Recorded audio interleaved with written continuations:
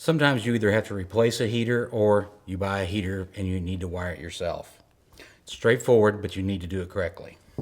First, remove the cap, set it aside. If the gland isn't already installed, you'll need to install the gland. It just has a backer nut and screws to this flange. Run your wires through the gland and give yourself plenty of room to work. Now we use Wago lever locks. We like these because they have a good positive lock. You can see them very well if they're done correctly, and they're easy. You can also just use a plain wire nut if you prefer. We don't. With three-phase wiring, you're going to have 3 hot wires and 1 ground wire. So your groupings are as such. You take 1 hot wire, connect it to your lever lock, snap the lever down, and then you look for lines 1, L1, put it in, then you put an L2 in.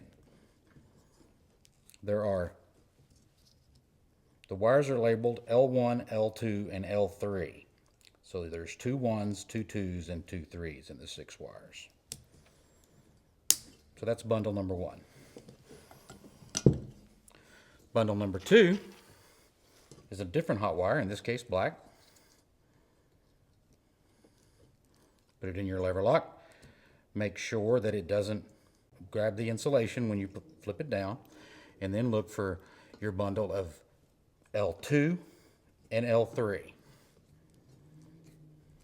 It doesn't matter what order you put them into the lever lock.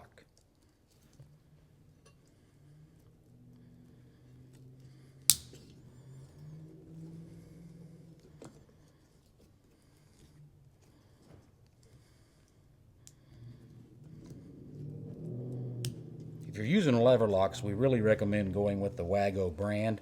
It's a good name brand, high quality of components.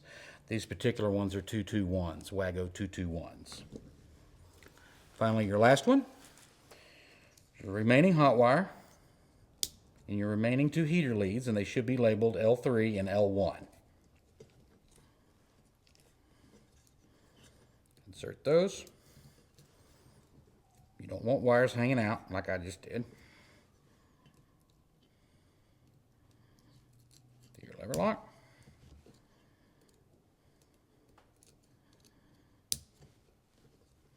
Give them all a good tug. Make sure that they're good. Finally, install your ground screw.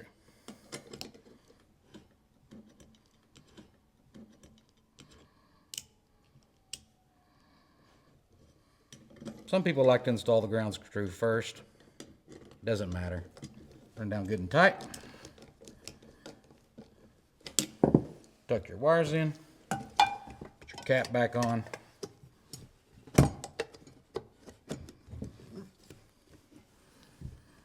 Snug down your case screws.